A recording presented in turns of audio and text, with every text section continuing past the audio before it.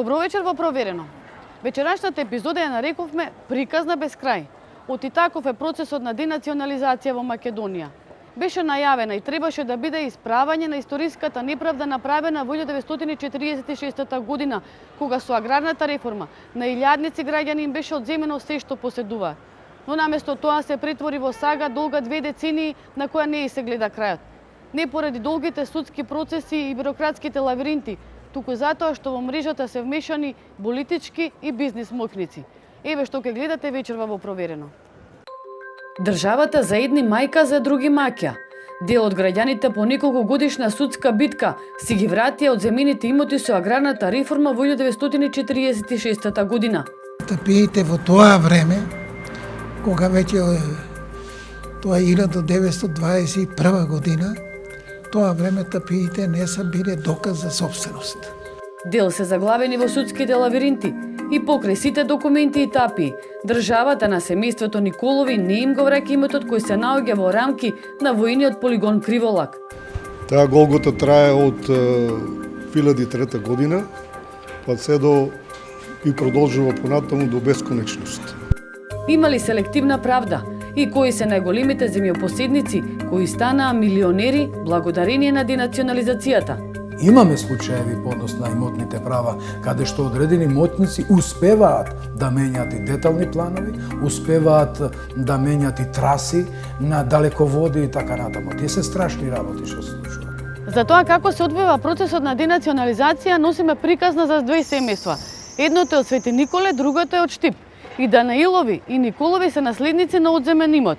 Данаилови немале тапии за одземените ниви, но успеа да си го вратат земјиштето. На Николови пак попусти им се сите документи, кога нивната голгота трае до недоглед. Затоа зошто судовите имаат различни аршини во вакви предмети? Погледнете во историјата. Смрт за фашизмот, слобода на народот. Со ваков слоган се потпишани документите, со кои во 1946 година со аграрната реформа има одземен имот на илјадници граѓани во Македонија. Од богати семејства со многу земја, оставени се на просјачки став. 54 години подоцна, во 2000 година, државата почна процес со цел да се исправи историската неправда кон сопствениците и нивните наследници и да им се овозможи повторно да си го вратат имотот. На 18 години постапувањето на сила на законот за денационализација, Македонија делумно ја исправи неправедната реформа. И натаму има граѓани кои се заглавени во судските лавиринти и не може да си го вратат имотот од нивните прадедовци. Државата за некој е мајка, за друг маќа. Како и во многу други случаи, тоа се покажа и во денационализацијата. Мирко Данаилов е наследник на имот одземен со национализација, исто како и Николчо Николов. Данаилов пред 4 месеци доби судска пресуда, со која му се враќаат во собственост 43 хектари во Свети Николско. Николов пак нема абер дека некогаш и на неговото семејство повторно ќе му бидат вратени 3500 хектари од земено земјиште кое се наоѓа во рамките на војниот полигон Криволак. Она што е контрадикторно во овие два случаи е што Данаилови земјата ја вратиле без докази за собственост, а Николови и покрај тапиите не се обештетени. Со пресуда од апелациониот суд во Штип од 15 декември минатата година на братот и сестрата Мирко Данаилов и Милка Зафирова од Свети Николското село Орел им се вратени 43 хектари земјиште во атарот на селото. Тргнавме во потрага по Мирко Данаилов во селото Орел.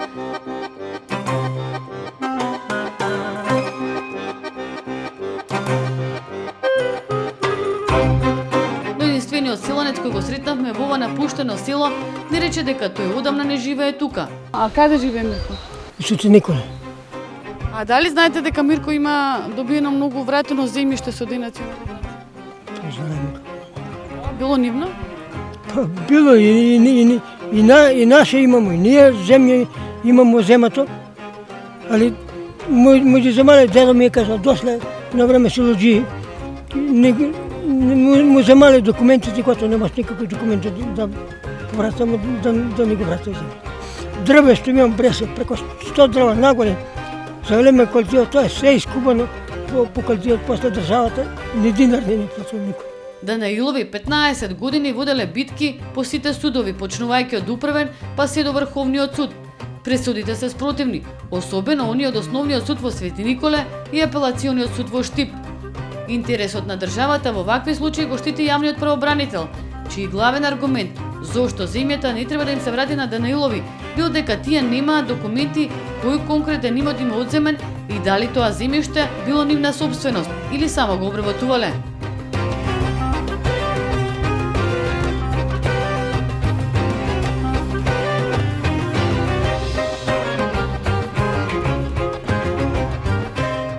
Тие во судската постапка само приложиле доказ дека во време на аграрната реформа им биле одземени 43 хектари земјиште.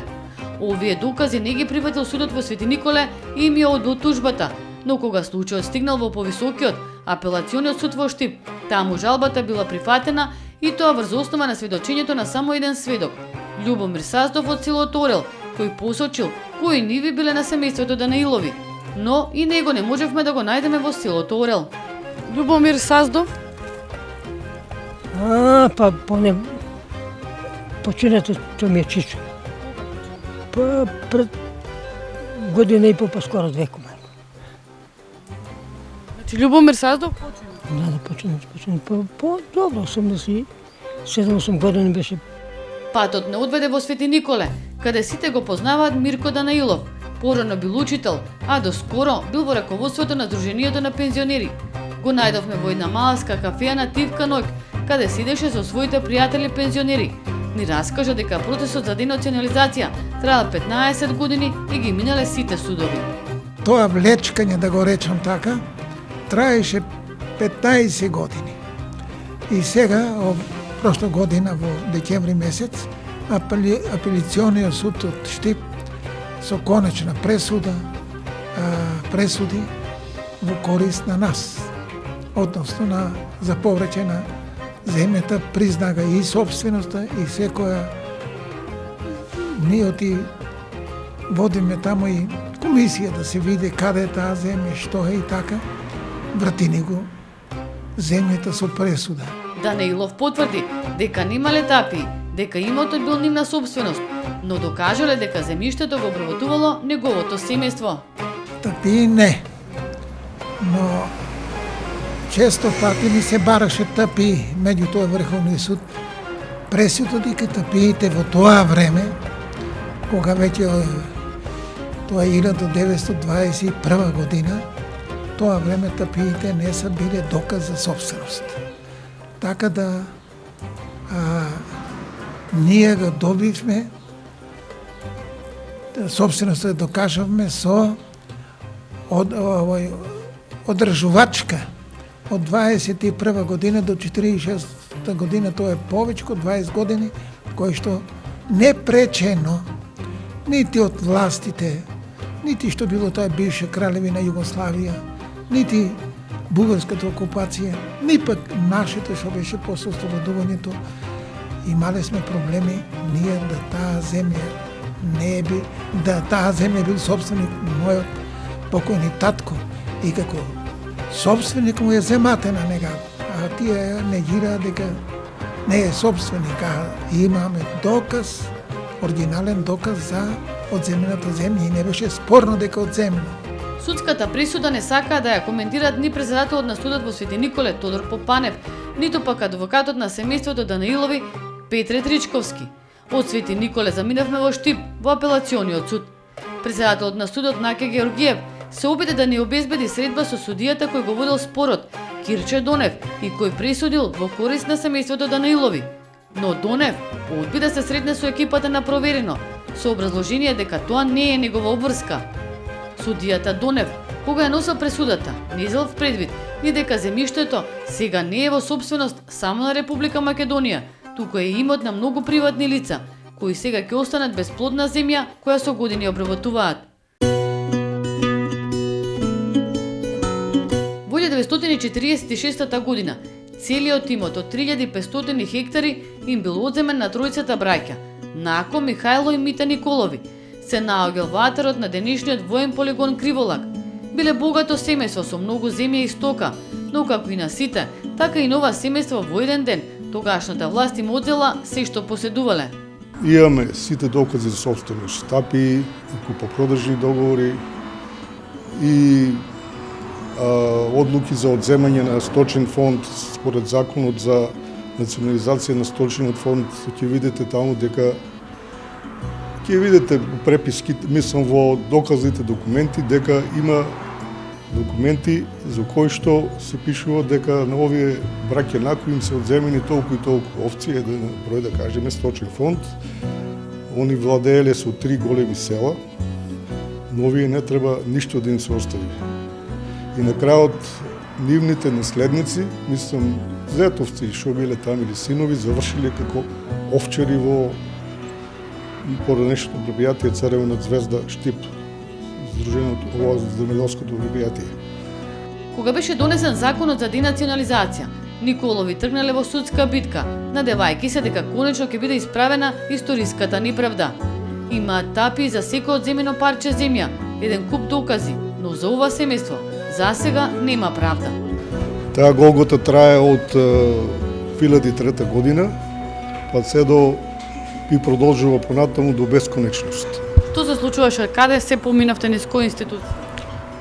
Поминавме низ основни судови на оставински постапки и завршивме до Врховен суд. Сега моментално се сите предмети во Управен суд и Висши управен суд на Република Македонија.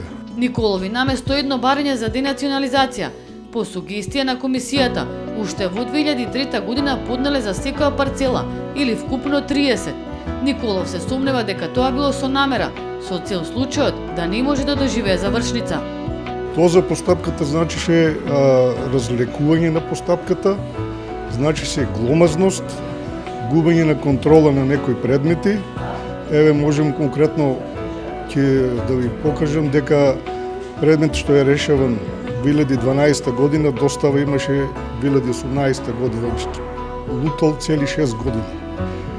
И ние прво се обидовме да го целото концептираме сите наши докази за собственост во едно барање, бидејќи бараат за секој доказ за собственост да има акт за одземање. Меѓутоа, согласно тогашниот закон за национализација, на секој собственик се издава само една одлука за одземање и таа одлука, ако има истиот им собственост на имот на повеќе места на територија на Народна Република Македонија, го се издава само една одлука. На место Значи дека со една одлука е одземен целиот ваш имот? Да, одлуката е дадена и бланко и прецртана, не се остава ништо. Ова семејство се чувствува измамено и разочарано. Оштетени се од власта во 46-та година, но не се обесправени од оваа држава. Кога во собствена држава, ние на нашите оставители што ни одземена имот, не може да го врати собствената држава, па ме чуди како на македонците бегалци ќе бара да им се врати имотот во Грција сосед. Тоа е голем парадокс, мислам, невидена работа. Мирко Данилов очекува во многу брзо време Комисијата за денационализација да го потпише решението за враќање на земјиштето. Колку вреди земјата, вели дека не знае, но планот е со неа да стопанисуваат неговите внуци. Николови пак не само што не може да се врата земјата, туку тие не смеат ни да припарат таму, зашто се наоѓа во забранетата воена зона. Николов вели дека нема да се откажат од битката и се надева дека правдата ќе биде подеднаква за сите обесправени луѓе, а не селективна. Процесот на денационализација официјално е завршен во 2012 година. Решени се околу 30.000 предмети, но во институциите останаа заглавени околу 7.000 предмети. Целиот процес низ годините го следеа скандали, сомневања за криминал, кривични пријави против работени во Министерството за транспорт и врски, катастарот, нотари, адвокати и членови на Комисијата за денационализација. Народниот правобранител со години е затрупан од представки од оштетени граѓани. Иџет Мемети во интервју за Проверено потврдува дека постои селективност и дека има случаи кога наместо согласно законот одлуките се носеле во интерес на бизнисот и мојкниците.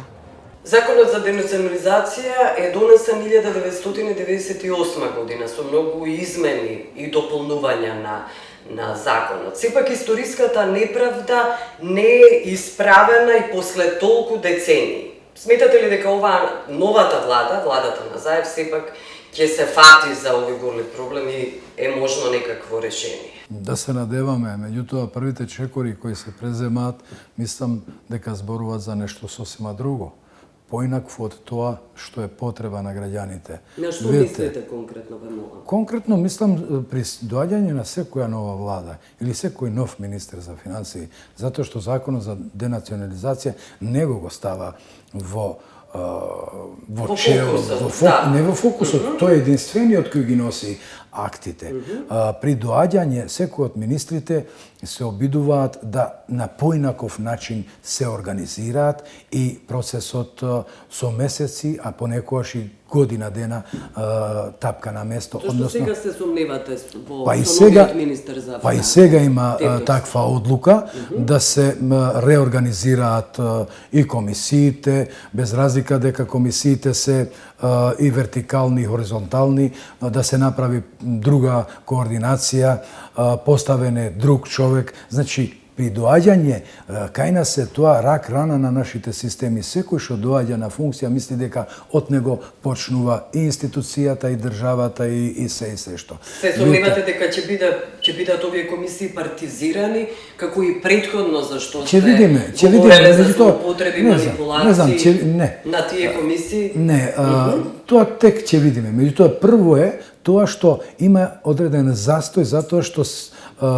политиката на новиот министер е дека треба на поинаков начин да се организираат работите, што ние истото го критикуваме. Тоа е една работа. Втора работа е што од новата влада, скоро прочитав едно мислење по однос на едно барање за толкување на одредена одредба на законот за денационализација, поточно член 7 и 8, која е срамна работа.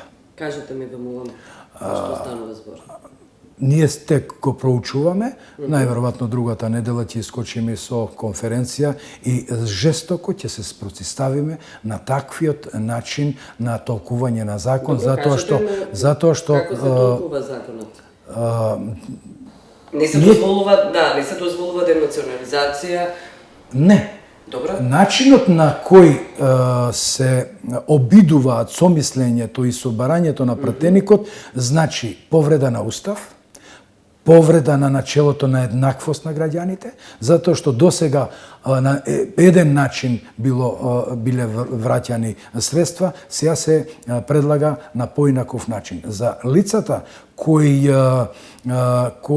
се во постапка, а кога им бил одземен имотот присилно, без разлика дали реално им биле обештетени или не, да не им се враќа надомест. А досега им се враќало, имаме и судска пракса и така натаму. Во постапка сме за проучување и ќе искочиме со повеќе детали по однос на ова работа. Инаку, да се каже дека процесот за денационализација е завршен во Република Македонија, тоа во никој случај не може. Абсурдно е, затоа што за децениската агонија всушност на овие семејства кои требале да бидат обештетени. Да дојдат до историска правда некако. Немањето реална волја да се политичка волја? Да. Добро. И начинот на конципирање, односно пристапот кон тој процес. Затоа што уште од самиот почеток ние го критикувавме како беа поставени комисиите на хоризонтално и вертикално ниво, само да се одолжуваат процесите. Кои се најнеправедните случаи, најдолгите случаи со кои сте се соочиле во вашата пракса? Видете, ги има многу. Тоа што најповеќе ги... Кои се најапсурдните? Најапсурдни се, имаш одлуки на комисиите, од иста комисија, за ист или сличен случај носат две различни одлуки. Што има поапсурд од тоа? За ист или сличен случај управното судство носи две различни пресуди. Додека државата одлучува во одредена постапка со години да го врати реално имотот или надоместок на имотот, само кај нас тоа го има. Истата држава, тоа Министерство за финансии, преку државниот правобранител, ја оспорува неговата одлука. Добре. Да ја уште полошо и пострашно, таа одлука која се оспорува во управен суд, нашето управно судство е немоćно, затоа што имаме многу лош систем на управно судство, кој е микстен, германски и германско-француски. Додека во законот за судовите, тие се надлежни да одлучуваат за законитоста на актите, што е германски систем, во законот за управните спорови, тие можат и мериторно, што никогаш не одлучиле мериторно. Затоа ние како народен правобранител бараме да се смени тој систем. И ако два пати одлуката еден предмет било во управното судство, тие треба да го проучат, да одржат јавни расправи и мериторно да го одлучуваат. Видете го парадоксот, или уште еден парадокс што е многу битен. 20 години се работи, ова граѓаните го знаат, почнале да починуваат не само наследниците, и повеќе од тоа. Има странки како наследници кои барале денационализација, не успевале до крај, затоа што имале проблеми или со комисиите, или со судот и барале заштита од народен правобранител, кои сега ги нема. Доаѓаат нивните деца и викаат дека почина татко ми. И тој не успел да го заврши процесот за денационализација. Од друга, уште една работа, мислам дека е многу битно да се каже. Видете, недозволиво е управниот суд да донесе пресуда со која го ништи актот на управата или на комисијата, решението за денационализација. Под кое образложение, например? Има разни образложенија. Зборувам се во начело. А од друга страна, таа тромост на комисиите да го прима актот. 2012 година одлучило управниот суд и такви случаеви имаме. 2014 година одлучило управниот суд. Или не ги доставуваат на време, па надвор од закон ги прават правосилни. Или кога и странката ќе реагира кај нас дека имам пресуда од управен суд од 2012 што кој е поништен акт на комисијата или од 2014, значи поминале 3, 4, 5 години, кога и ние реагираме во финансии, во комисиите, знаете како не информираат, дека ние ја имаме таа одлука на судот, донесена пред 5 години или 3 години, меѓутоа ја имаме само пресудата, списите уште се тамо, а имаат должност да ги барат и да ја завршуваат работата. Добро, дали се сомневате во селективност при враќање на имотите? Да, може би за политички манипулации и злоупотреби одредени моćници всушност да ги добијат тие имоти или други интереси. Да. Може би има и такви случаеви, но ние не сме дошли до таква констатација дека одредени моćници имале можност да ги одолговлекуваат постапките со цел да ги добиваат тие имотите по однос на не знам што и така натаму. Инаку имаме случаеви по однос на имотните права, каде што одредени моćници успеваат да менјат и детални планови, успеваат да менјат и траси на далеководи и така натаму. Тие се страшни работи што се случуваат. Кои се тие моćници со кои сте се соочиле и кои сте ги забележили? Имаме конкретно во извештаите. Да, во извештајот имаме нотирано, има една класична повреда на правото на собственост на лице од Скопје, од страна на компанијата ЕВН, а од друга страна имаме информации дека тие надвор од закон менјаат, се обидуваат да менјаат траса, се со цел имотот на одредено лице, енен лице, да го обезвреднат без да има детален урбанистички план, а имотот на некое друго лице да го вредноста да се зголеми. Таквите работи ние ги пренесуваме до надлежните и до полиција и до обвинителство и така натаму. И ве годишниот извештај на работата на народниот правобранител 2008, например, го цитирам, се спроведуваат политиката на влагата за одолговлекување и селективност при денационализација. Потоа антикорупцијска покренала 2008 и 2009 неколку иницијативи за кривично гонење на службени лица од Комисијата за денационализација. Видете, јас ви го кажав дека поранешната влада имала став. Се што носи Комисијата за денационализација да биде или оптужена, или обжалена од државното правобранителство. Тој став ние го имавме како институција. Ми тоа немочни бевме да реагираме, не сме реагирале, немочни бевме да влијаеме да се менја ставот на владата. А гледам дека таа пракса продолжува и сега. На се и се што се жали државното правобранителство. Затоа што мислат дека на таков начин ја го штитат државниот имот или ја штитат државата. Не, напротив, тие не ја штитат државата, тие ги повредуваат правата на граѓаните. Видите, која сигурност правна на граѓаните ќе биде ако се усвои од страна собрание ова толкување за која жестоко ќе реагирам, да знаете. Јас ми благодарам се. Благодарам. Процесот на денационализација го почна владата на ВМРО ДПМН, но бидејќи е приказна без крај, продолжува и за време на владењето на власта предводена од СДСМ. Дали и кога ќе заврши, одговорот не го знае никој. До гледање од екипата на Проверено. Се гледаме следниот вторник во 19:30.